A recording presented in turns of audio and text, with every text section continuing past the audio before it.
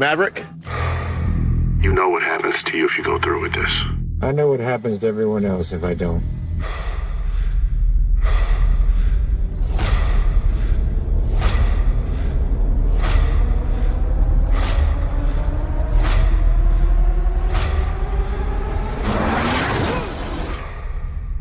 Let's get to work.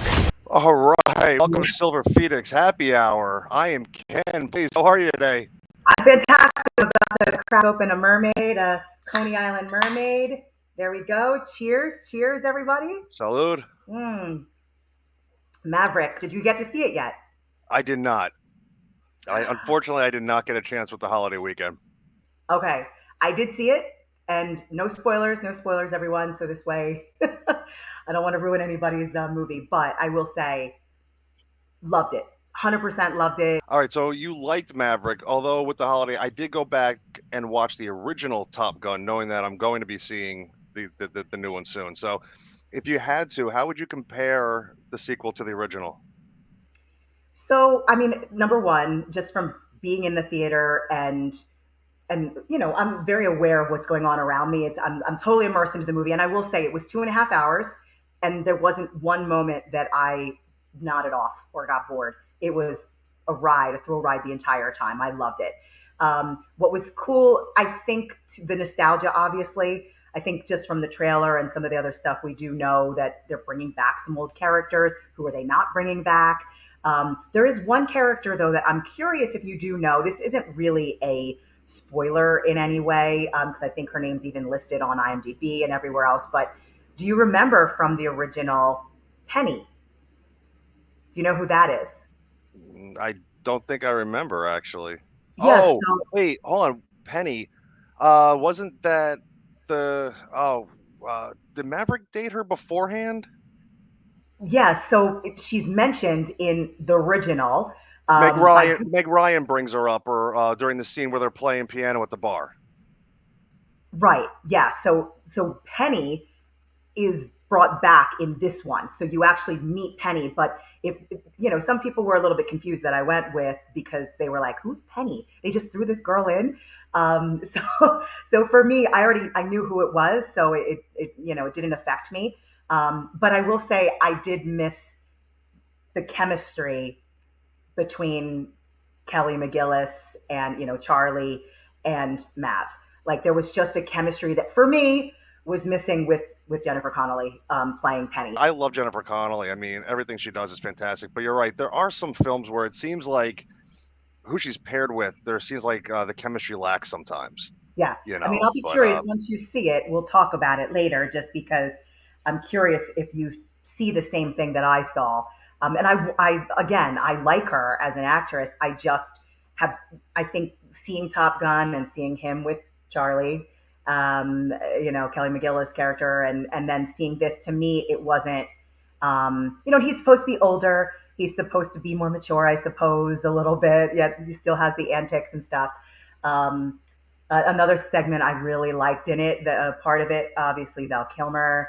You know, it was, like, again, I can't give much away, but just the things that they do, I thought that they did a great job honoring his illness and what he's been through, to give him the spotlight still, and to, you know, not to just start the movie, you know, with him missing, basically. I did miss Kelly McGillis. I'll be honest. I missed that storyline. And another one that I won't say just because, but you know, it was amazing. It was a great movie though, and I was super excited. Yeah, very cool. My mom saw it yesterday. My brother saw it too recently, and everybody that I've talked to, there's not one person that is like, "Oh, I just didn't like it." I just don't think you. Miles Teller, brilliant. Bill Pullman's son is in it. He plays Bob. There's a girl in it as well who's a pilot who plays Phoenix. Silver Phoenix Happy Hour. Little homage to us, I guess. But no, it was great. It was excellent. Awesome. Mm-hmm. All right. So next up is one that I know is a huge fan favorite and a huge franchise on top of it. How about we hold off, we check it out, and we'll talk about it after we get to see the trailer for this one. Sounds good.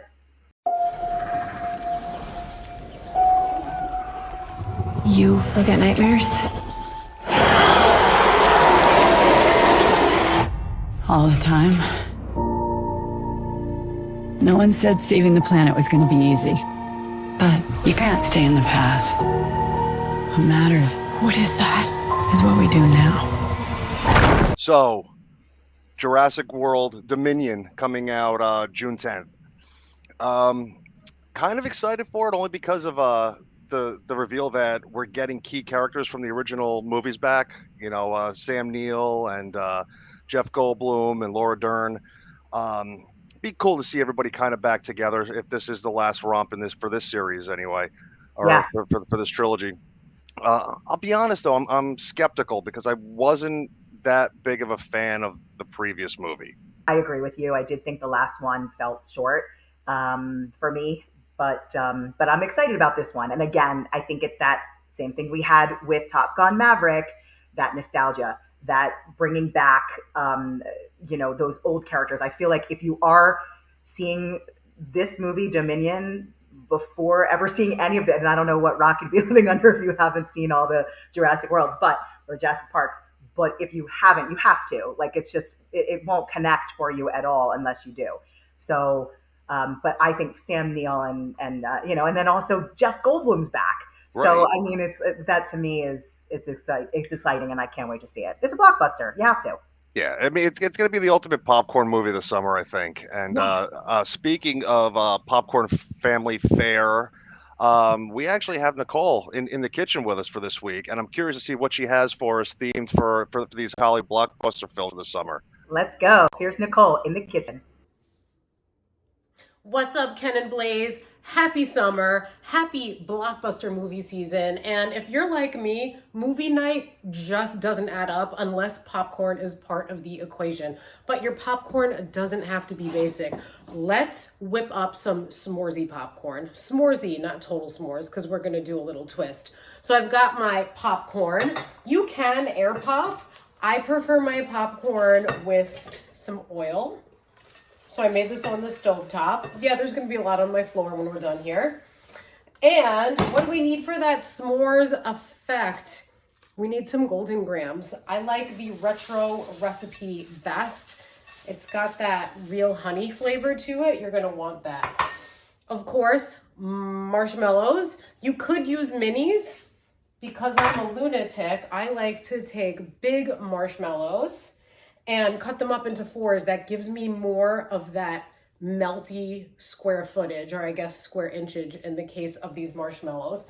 Finally, we've got a couple of choices here, because what's missing? That melty, chocolatey goodness. We could go with regular or dark or even white chocolate morsels. That would be totally cool. I want to kick it up a notch. I hope you're with me. I'm going with Butterfinger bits today because to me, the Butterfingers, it has that movie theater vibe, and we could recreate that at home. And who doesn't love peanut butter and chocolate? And really, Butterfingers, just that flaky, peanut buttery goodness. So again, we've got a cereal component, a marshmallow component, and a candy component. Whether we're going s'moresy or not, that should be your popcorn edition trifecta all summer long. Happy movie season. Back to you, Ken and Blaze. So I'm seriously loving In the Kitchen. Nicole's awesome. I love when she actually does the family-friendly stuff because she can be a little sometimes, you know? But yeah, no, family-friendly is always great. And speaking of our next film, Blaze, can you tell us a little bit about what this one is? Yeah, so this one super excited for. It comes out June 17th, and it's Lightyear. The old, Pixar and Disney have attempted like the Toy Story character and attached it to this sci-fi kind of action adventure. So let's take a look at the trailer and see what we have. We're marooned on this planet because of me. I need to make it right. Disney Pixar's Lightyear, rated PG, only in theaters. All right, so Lightyear. This one looks interesting in a way because it's Toy Story, but it's not Toy Story. This is right. What it seems like. It's the real Buzz Lightyear. Right. I think it's the origin story. So right? I mean, that's what it seems like to me. It's origin story of some kind, and I love that Chris Evans is taking over the voice of Buzz, since it's a younger character. It's pretty interesting. What do you think of that? Him doing this role? I think it's kind of Marvel centric, considering we got Chris Evans in there, Taika Waititi, James Brolin. We got a little bit of an Avengers crossover going on here. I'm curious to see how this pans out, and we actually see how Buzz Lightyear becomes a toy. Mm-hmm. And see why like his legend is so great that he becomes like an icon for kids. I mean, again, listen, I think it's kind of, to me, it's the theme. It's another one of those, kind of going back to our roots, right? Who, if you're our age at all, 20s, 30s, 40s, 50s, whatever, Toy Story was a big part of our culture and growing up. Who didn't have those little figurines? And what did you have? Did you have, anything in particular?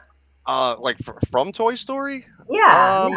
Not really. I mean, I enjoyed the film. I went and saw it in theaters. I don't think I really own anything from it though. I mean, a lot of people that I know do. Yeah. I mean, especially having nieces and everything else running around, like everything's Toy Story nowadays, it seems too. Yeah.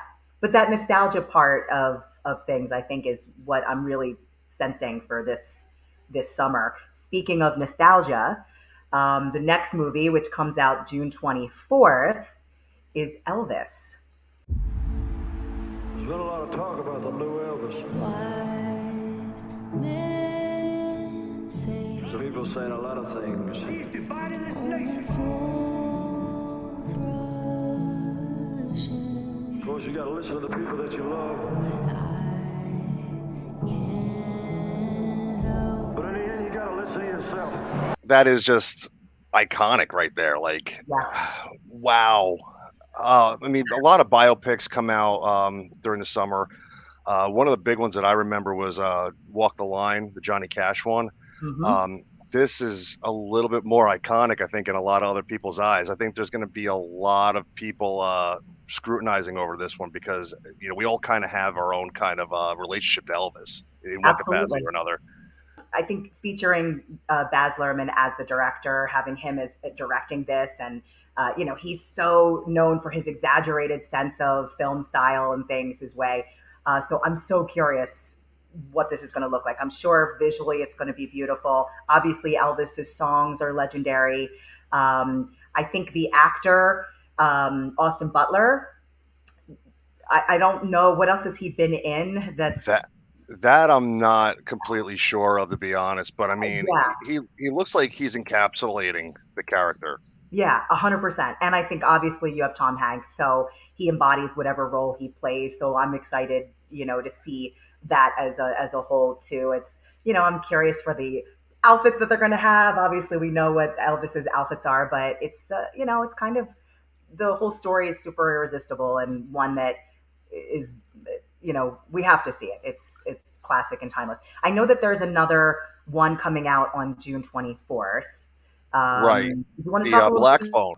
Yeah. The reuniting of Scott Derrickson, the director, and Ethan Hawke from the Sinister movies. The Black Phone is a really bizarre, kind of dark-looking thriller about a kidnapped boy who's trapped in a basement, and he realizes he can communicate with his captor's previous victims. Ooh. It's out there, and the mask on the character that I'm guessing Ethan Hawke is wearing in this it's so creepy. It's just so creepy.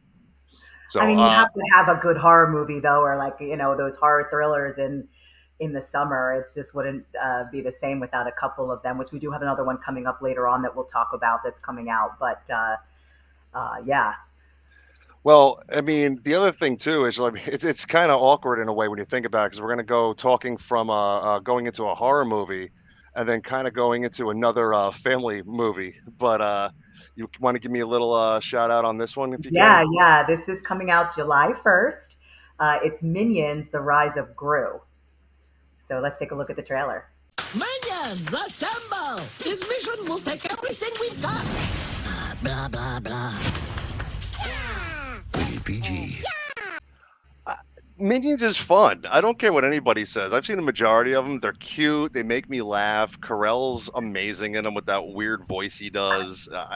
And those little yellow banana looking things just make me laugh every time they open their mouth. You know what? I'm just going to say this. It's an acquired taste. So it's not for me, but, I'll see it if somebody asks me to watch it with them. But honestly, it's not one that I'm, going to the theater to see or anything like that. But it is cute. And I guess I would bring my goddaughter or somebody else to see, I suppose. But it's acquired taste, we'll just say. Speaking of taste, cheers, everybody. Silver Phoenix Happy Hour. Time for a little break. All right, so Minions, which you're not rushing to go see, but the next movie I think a lot of people cannot wait for. I think they're foaming at the mouth for this one. Women for some weird reason I can't tell you. I don't understand why. But coming up next in the Marvel universe, we have Thor: Love and Thunder.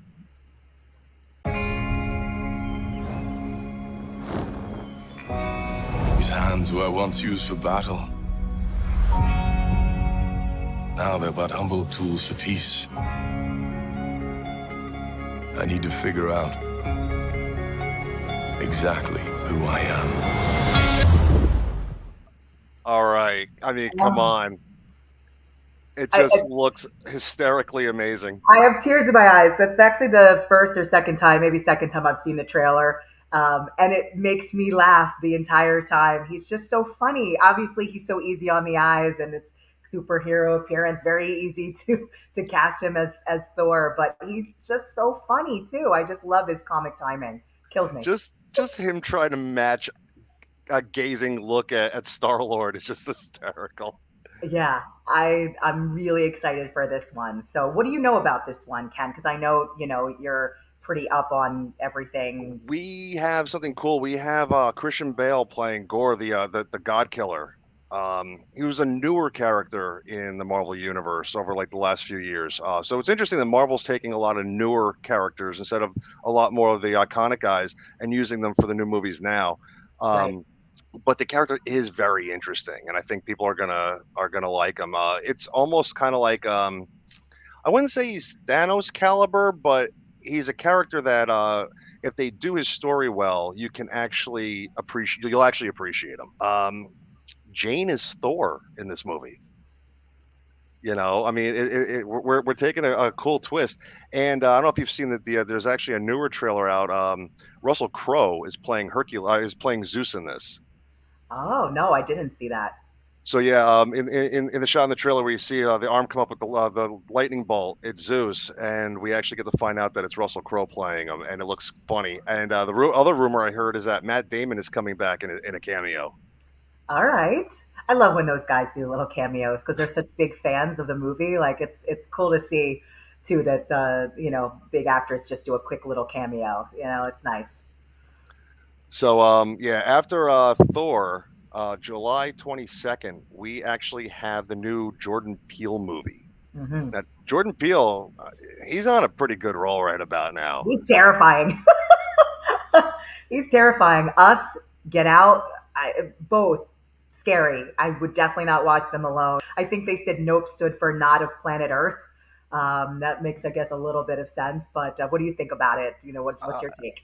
The problem is it's a new Jordan Peele movie, and he is the new M. Night Shyamalan, if not better, actually, at least in storytelling, and maybe in reveals too. I mean, because I don't think anybody saw, what the twist in Get Out was originally.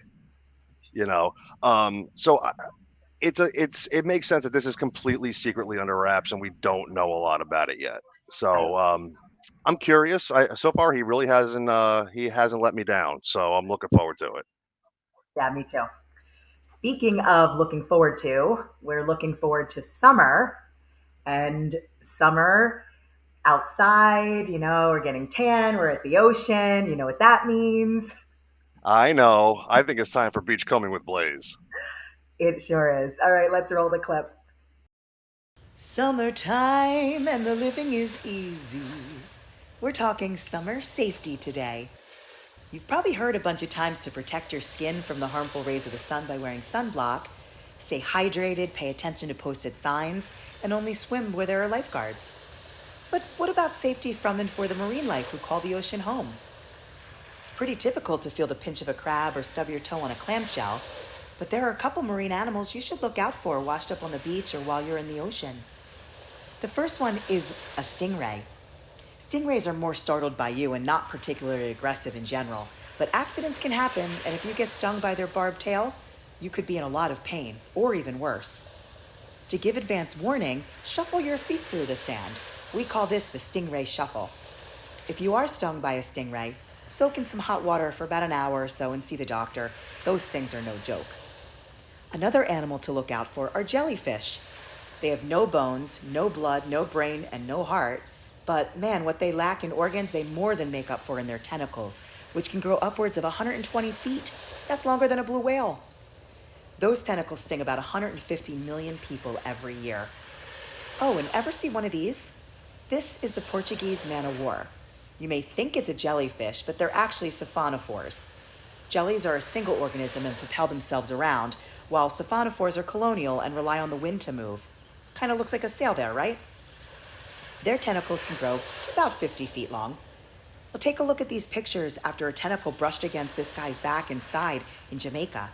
Notice the painful mark that was left behind. Ouch.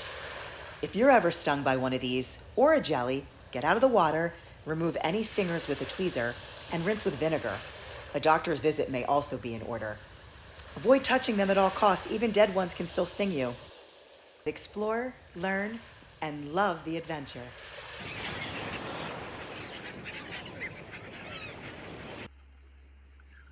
All right. Again, you learn me every week.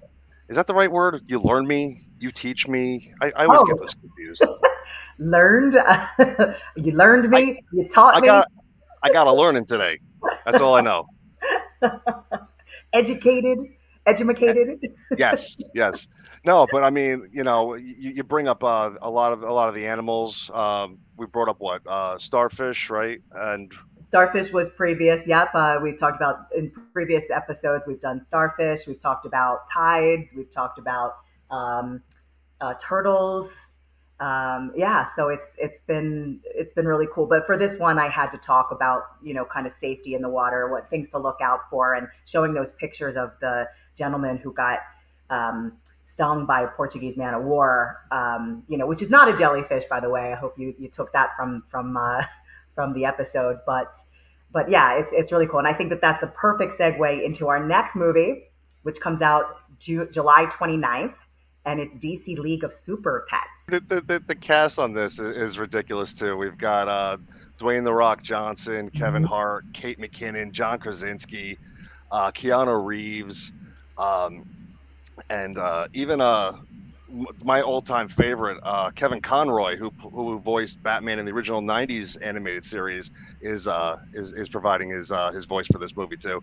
It's just another fun, friendly, family romp, and it's superheroes. And DC's been doing the anime. DC's always done the animation thing perfectly in my eyes, and especially the stuff with the kids, with Teen Titans and everything else. This movie looks like another home run for them. Yeah, I think so too. I also think the aspect of Crypto, the super dog, who doesn't love the pet and owner relationship, right? So I think it's going to tug at a lot of heartstrings, even if you're not a big superhero fan. I think you'll enjoy this movie. I'm excited for this one. I don't know, just based on the trailer, seeing Batman and his dog, comparing why they're good for each other, and they're polar opposites in a way, but not. It's kind of fun. Now I have a question because I don't know this answer.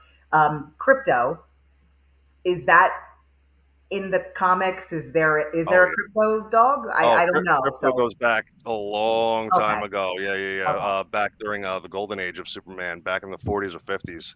Okay. Yeah. But it's funny because Kryptonite, he named him Crypto? Come on. Yeah. Yep. Well, Krypton. It could be short for Krypton. There was a weird time in the early beginnings of the golden age of comic books where, like, especially Superman wound up having a lot of pets. He had a super dog. I believe he had a super cat. He had a super chimp. Okay. He had a super horse. Yeah, it was weird. It was weird. Luckily, Crisis on Infinite Earths came through and wiped all that out, and I think the only thing that stuck with us was Crypto and maybe Beppo the Super Monkey. I used to love the, faster than a speeding bullet, all of that. And I think that that's the perfect segue to get into our last movie, Bullet Train, which comes out August 5th. So we can Now, do that. I was not aware of this until we started prepping for the show, Yeah. and I'm looking forward to checking this trailer out now. So yeah, let's run that.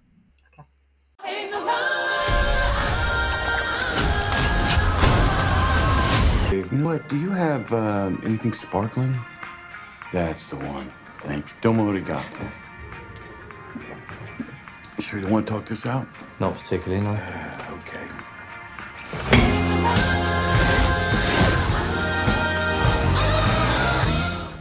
Exclusively in movie theaters. Oh my God, I can't believe I only just saw this for the first time. Like that is incredible. At least if nothing else, I actually got to watch it with you, remotely, but with you. Yeah, I mean, I've seen it a few times now because it seems like every movie that I've gone to see that is a trailer that they play. And every time it does make me smile. And I can't wait for it. I think that it shouldn't be called Bullet Train, though. I think it should be called The Happy Hitman because he's so happy in it. It's just really funny. Yeah, it looks like a lot of fun. The director I know did Deadpool 2, which was great, and Brad Pitt had a cameo in that, which I'm sure is what sparked probably a bunch of how this movie even came into existence. Yeah. Um, Yeah, and then but I know he also did Fast and Furious, the Hobbs and Shaw one. But I'm really curious about this one. I think the trailer looks great, so I hope that there's more, meat to it when we actually see it, and it's not just the trailer so good. So we'll wait and see. It looks like a great joyride, though. all I can say is August 5th isn't coming fast enough. I think that that'll about do it for us tonight. I hope that you've enjoyed seeing all these trailers and listening kind of to our little synopses or takes on them, and hopefully we can go to the movies with you sometime again, right? And remember to like and subscribe to us on YouTube. That always helps. We always love reading your comments and interacting with you. And yeah, I think Blaze, that is going to do it for us, as you were saying. And I say we cheers off saying, see you at the movies. See you at the movies.